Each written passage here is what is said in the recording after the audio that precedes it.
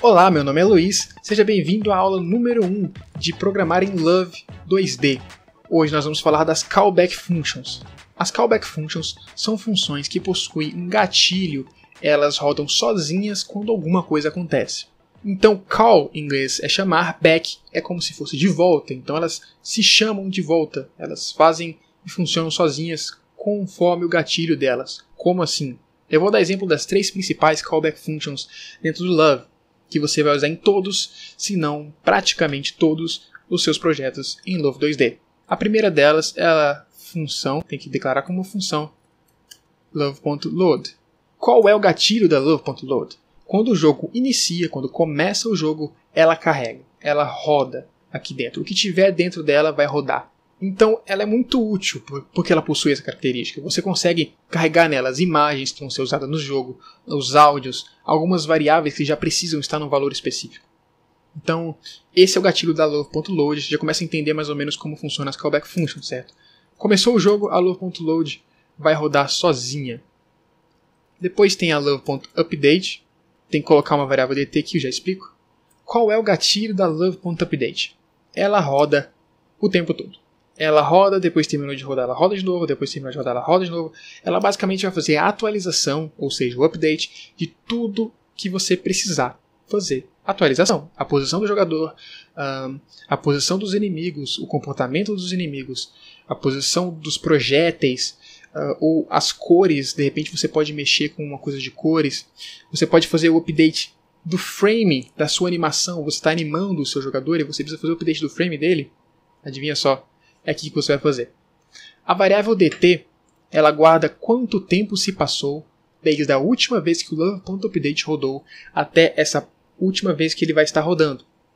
Então é uma variável que dá pra gente a quantidade de tempo que passou. E essa quantidade de tempo varia conforme a quantidade de código que ele vai ter que rodar aqui dentro. A última das principais é a love.draw, que é semelhante a love.update, mas o callback dela é mais específico. Ela não roda sempre que dá. Ela roda sempre que for desenhar algo na tela.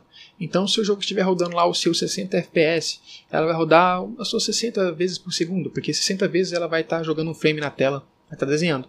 Algumas funções do love.graphics só funcionam aqui dentro, porque ela é feita justamente para desenhar as coisas. Algumas funções do Love.graphics só desenham coisas e elas só vão funcionar dentro do Love.draw. Com essas 3 funções você já pode fazer muita coisa dentro do Love. Mas essa videoaula a gente ainda não vai rodar o programa. A gente vai explicar apenas algumas callback functions. Além dessas, eu vou exemplificar algumas outras que também são principais. A function love.keyPressed. A love.keyPressed é uma outra callback function e ela possui, portanto, um gatilho. Qual é o gatilho? Como a gente pode mais ou menos deduzir por keyPressed, tecla apertada. Quando uma tecla é pressionada, melhor do que apertada, né? Quando uma tecla é pressionada, qualquer tecla do teclado, ela roda. Do mouse, não. O mouse tem a sua própria callback function, já vou dar uma explicada. Então, se você apertar uma tecla, supor que eu apertei L. Se eu estivesse dentro do jogo, esse L seria percebido pelo Love e viria para dentro dessa função. Só que ele não ia ser chamado de L, ele ia ser chamado de Key. Key vai ser a constante que dá nome àquela tecla apertada. Vamos supor que eu apertei Backspace. Aqui ele vai apagar. Se estiver dentro do jogo, eu apertei Backspace, ele ia voltar Backspace. Só que ele ia voltar dentro da Key, então eu poderia usar Key.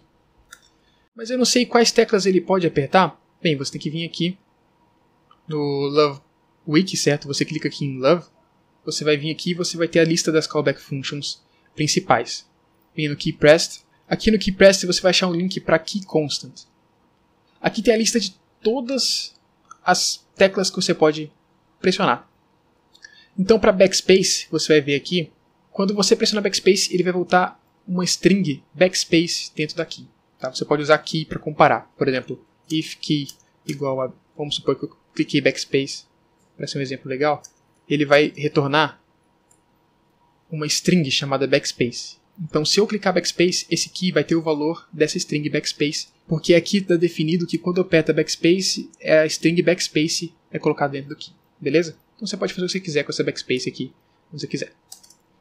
Depois a function love.keyReleased é a mesma coisa, só que ele retorna quando você solta a tecla. Você apertou a tecla, ele vai rodar isso aqui. Você soltou a tecla, ele vai rodar isso aqui. Só dando uma voltada aqui rápido, o scancode e o isRepeat você não precisa se preocupar agora, tá? Mas basicamente o scancode é uma outra forma de chamar essa tecla, uma forma que não é uma constante, é o scancode dele. Também tem a lista de scancodes no site do Love. E o isRepeat é se ele foi apertado 2 vezes rapidamente, se ele é repetido, tá? Mas eu não vou mexer com isso por enquanto. Então, love key pressed, love key released, mouse pressed. Também existe love.mouse pressed. Ele retorna, semelhantemente ao key pressed, ele retorna algumas coisas aqui dentro. Então, se você clicou, apertou o botão do mouse, ele vai retornar a posição em X do clique, a posição em Y do clique, qual botão foi clicado, certo? Você vai usar 1 para o botão esquerdo e 2 para o botão direito. E se é touchscreen ou não. Então, se o computador tiver touchscreen, ele ainda reconhece.